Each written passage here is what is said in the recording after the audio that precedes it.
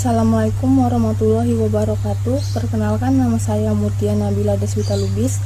NPM saya 2210295. Saya dari kelas manajemen 2B, Prodi Manajemen, Fakultas Ekonomi dan Bisnis, Universitas Riau Kepulauan 2022. Ini saya akan menjelaskan seputaran materi yang saya ketahui tentang korupsi. Nah, yang pertama itu ada pengertian menurut para ahli.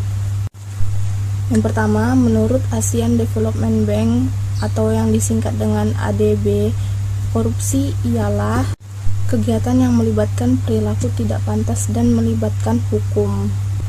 Nah, yang kedua ada menurut Nurjana 1990, korupsi ialah sebuah perbuatan yang tidak baik, buruk, curang maupun menyuap, tidak bermoral dan melanggar norma-norma agama.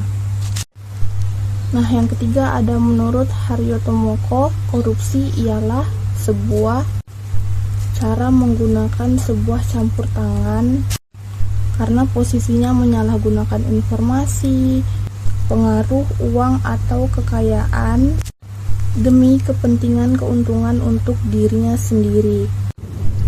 Nah, yang kedua, dampak korupsi yang saya rasakan di zaman sekarang itu ialah yang kita ketahui, tindakan korupsi itu merupakan sebuah tindakan jahat yang sangat merugikan negara.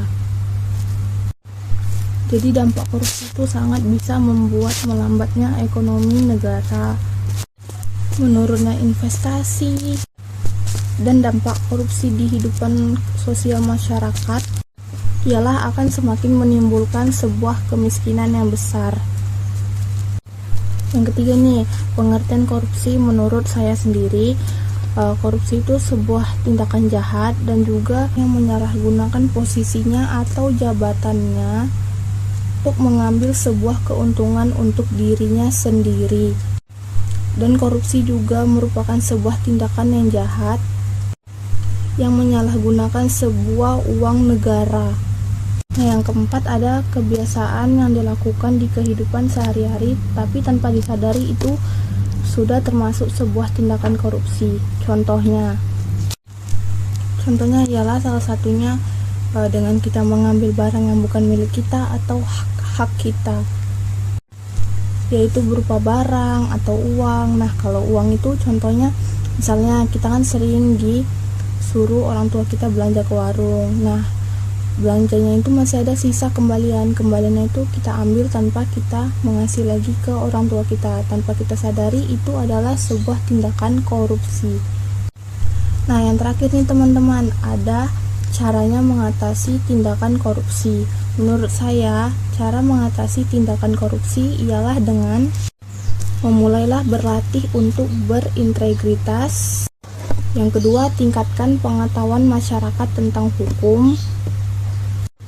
Yang ketiga, bersihkan aparatur hukum dari sebuah KKN. Yang keempat, tegakkan hukum tanpa tebang pilih.